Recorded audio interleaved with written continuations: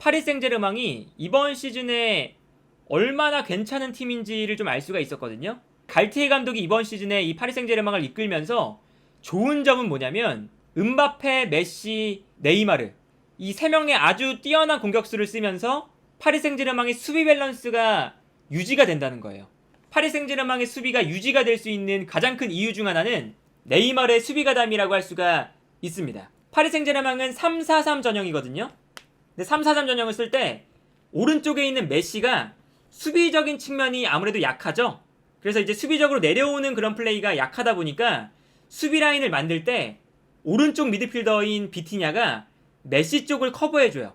그러면서 자연스럽게 베라티도 살짝 오른쪽으로 움직이게 되죠. 근데 여기서 왼쪽 공간이 좀 비게 되잖아요. 왼쪽 공간이 비게 되니까 이때 네이마르가 열심히 내려와 줍니다. 그래서 사실상 메시의 뒷공간을 비티냐가 커버하면서 왼쪽 라인은 네이마르가 내려와서 커버를 한다.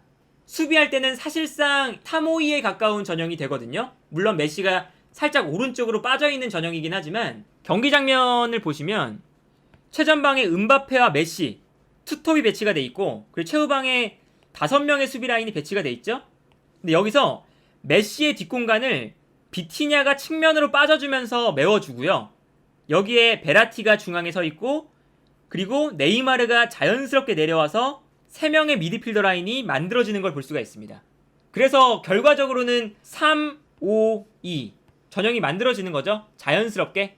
지금 이 파리 생제르맹에서 네이마르가 이 팀의 에이스다라고 이제 말을 할 수가 있는 게 네이마르가 공격적인 부분도 분명히 이 팀을 이끌어 나가는 역할이긴 하지만 여기에 더해서 사실 이 네이마르가 좋은 건 우리가 네이마르의 뭔가 화려함, 개인기, 공격적인 측면 이런 것들에 조금 이제 집중해서 보다 보니까 네이마르가 아주 공격에만 특화되어 있는 선수라고 좀 오해하기가 쉬운데 네이마르가 바르셀로나에서 MSN 라인을 만들 때도 수아레스와 메시의 부족한 수비를 채워줬던 선수가 네이마르입니다. 수비적인 가담을 부지런하게 해주는 선수예요. 기본적으로 갈티에 감독이 네이마르의 부지런한 수비 가담을 활용해서 이렇게 수비 밸런스를 맞춰주는 플레이를 해주고 있습니다.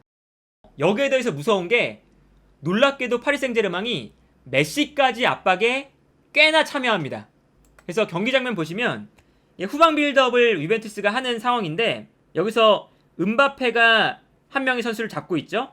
그리고 네이마르도 앞선에 있는 선수를 마크하고 있어요. 이때 메시도 앞에 있는 보누치를 향해서 달려가고 있습니다. 그래서 이 세 명의 선수가 압박에 참여하다 보니까 결과적으로 유벤투스가 빌드업할 때 메시가 보누치 그리고 음바페가 반대편에 있는 다닐루 그리고 그 앞에 있는 네이마르가 파레데스 3명의 선수를 압박하고 있거든요.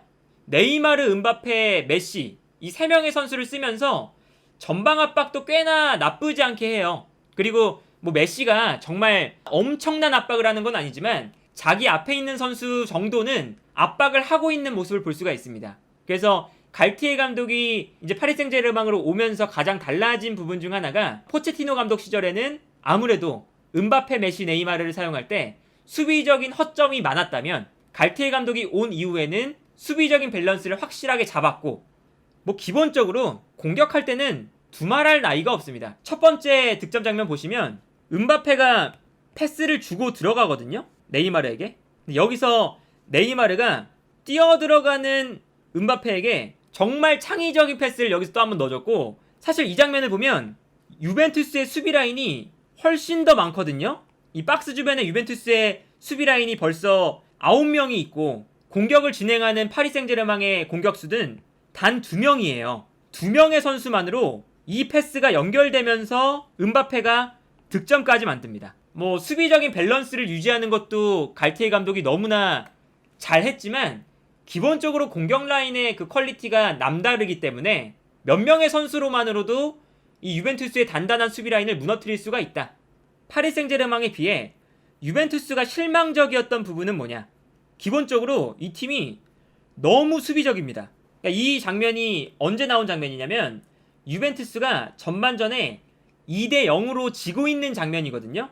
그런데 파리 생제르맹이 중원 라인에서 편하게 볼을 잡고 있는 상황이고 이때 유벤투스는 블라호비치 빼고는 모든 선수가 수비 라인으로 내려가 있는 상황입니다. 파리 생제르맹 입장에서는 수비 라인이 내려가 있으니까 수비 라인 앞에서 편안하게 볼을 잡을 수 있는 상황이 만들어지는 거거든요. 알레그리 감독이 수비와 역습을 좋아하는 감독이긴 한데 2대 0으로 지고 있는 상황에서도 너무나 수비적으로 경기를 한다. 이 장면도 마찬가지인데, 이 장면 보시면요, 베라티가 편안하게 볼을 잡고 있어요.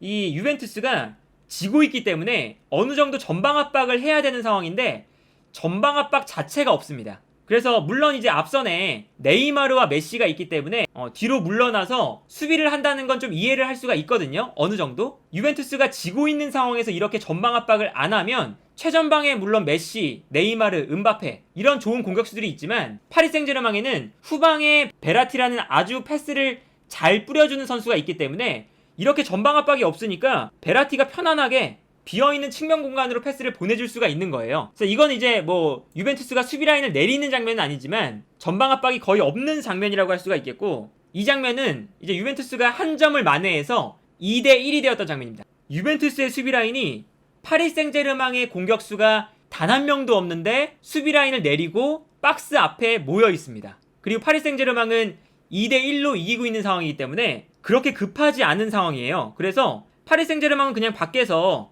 볼만 돌리면 되는 상황이고, 반면에 유벤투스는 이 경기를 이대로 끝나면 패배로 이어지는 상황이기 때문에 좀 공격적으로 나가야 되는 상황이거든요. 이렇게 박스 안에 선수가 없는데도 유벤투스가 내려앉아서 수비에만 집중한다 라는 게 알레그리 감독의 그런 이 성향이 반영된 장면이긴 하지만 그렇게 좋아 보이는 장면은 아니죠. 그렇다고 유벤투스가 공격을 잘하냐? 그런 것도 아닙니다. 공격을 잘하는 것도 아니에요. 이 모습을 보시면 공격을 전개하는 장면인데, 최전방 투톱 블라우비치와 밀리크, 이 두 명의 선수가 박스 주변에 들어가 있고 측면에서 볼을 잡고 있는 라비오와 콰드라도는 두 명의 선수가 동떨어져 있어요. 그러니까 이 두 명의 선수로만 공격을 전개해야 되는 상황이거든요. 그리고 이 장면에서 밀리크나 블라우비치가 측면으로 와서 뭐 연계 플레이를 해주거나 공격적인 플레이에 좀 가담을 해주거나 이러한 플레이가 안 나오거든요. 그러니까 결국에는 유벤투스가 할 수 있는 유일한 공격 방법은 측면으로 패스 보내고 박스 안으로 들어가는 선수들에게 크로스 올리는 이 패턴밖에 안 되는 겁니다. 최근에 알레그리 감독이 뭐 U자 빌드업, 그리고 U자 빌드업을 넘어선 O자 빌드업이다, 이런 이야기들이 많이 나오잖아요. 그런 이제 빌드업에 대한 비판이 나오는 것도 중앙에 있는 공격수들이 측면으로 나가서 연계 플레이에 가담을 하는 것이 아니라 박스 안에만 머무르고 있고 중앙으로 이제 거쳐가지 않고 측면으로 볼을 보내서 크로스를 한다, 이 유일한 공격 루트밖에 없는 거거든요. 뭐 수비 축구가 나쁘다는 건 아닌데 수비 축구를 하려면 역습이 돼야 되는 거거든요. 근데 역습이 안 되니까 문제가 된다. 재밌었던 건 이 크로스 전략이 통했어요. 파리 생제르맹의 오늘 이 세 명의 수비 라인의 수비 집중력이 별로라서 그냥 크로스만 올려도 뭔가 득점에 가까운 상황들이 많이 만들어지긴 했습니다. 득점이 나올 때도 돈나룸마의 수비적인 집중력이 아주 안 좋았죠. 이 크로스가 올라올 때 코스티치가 왼발로 감겨 들어오는 크로스이기 때문에 골대에서 점점 멀어지는 유형의 크로스였거든요. 근데 돈나룸마가 여기서 볼을 처리하겠다고 앞으로 나와요. 크로스는 계속 뒤로 넘어가고 돈나룸마는 앞으로 나오다가 볼을 처리할 수 없는 위치에 있죠. 그러니까 여기서 맥케니가 헤더로 슈팅을 할 때 돈나룸마가 너무 앞으로 나와 있다 보니까 돈나룸마가 골대 앞에 없는 상황이 만들어지고, 여기서 이제 돈나룸마의 치명적인 실수가 나왔죠. 결국에는 크로스로 득점을 만들었으니까 크로스 전략이 통했다고도 볼 수가 있긴 한데, 유벤투스가 물론 좀 공격 숫자가 부족해요. 지금 뭐 키에사도 여전히 부상 중이고 여기에 디마리아도 부상당했고 벤치 자원에 공격적으로 투입할 수 있는 공격수는 모이스 킴밖에 없었거든요. 그럼에도 불구하고 이게 유벤투스가 크로스, 밀리크와 블라우비치가 박스 안에서의 헤더 싸움 어느 정도는 통했어요. 그런데 알레그리 감독이 교체할 때 로카텔리를 밀리크 대신 넣으면서 로카텔리가 앞선에 있고 맥케니가 살짝 올라가면서 3-4-3 전형이 만들어졌어요. 뭐 물론 공격 숫자를 넣을 선수가 없었으니까. 여기서 이제 아쉬웠던 건 이 유벤투스가 유일하게 공격 찬스를 만들었던 플레이가 크로스, 공중볼 싸움 이거였거든요. 그런데 밀리크를 빼고 넣었던 선수가 로카텔리다. 박스 안에서의 헤더 싸움이 조금 더 약화된 거거든요. 그리고 이제 수비 라인에서도 교체가 들어갈 때 콰드라도를 빼고 데실리오를 넣었거든요. 수비적인 풀백을 넣은 건데 여기서 이제 이해할 수는 있어요. 알레그리 감독이 어떤 걸 의도했냐면 오른쪽에 다니엘로를 배치하고 브레메르를 오른쪽, 보누치를 중앙에 배치하면서 센터백에 왼쪽 중앙 수비수 자리에 데실리오를 넣고 대신에 데실리오가 풀백처럼 뛸 수가 있으니까 왼쪽으로 많이 나와주면서 사실상 포백에 가까운 플레이를 하고 코스티치를 공격적으로 올리자. 아이디어는 뭐 괜찮고 공격적인 측면을 강화할 때 공격수를 넣는 게 무조건 답은 아니거든요. 그러다 보니까 데실리오의 투입도 이해를 할 수가 있는데 유벤투스에서 크로스를 가장 잘 올리는 선수가 콰드라도거든요. 그런데 콰드라도를 빼니까 오른쪽 측면에서 올라오는 정확한 크로스가 또 없어졌죠.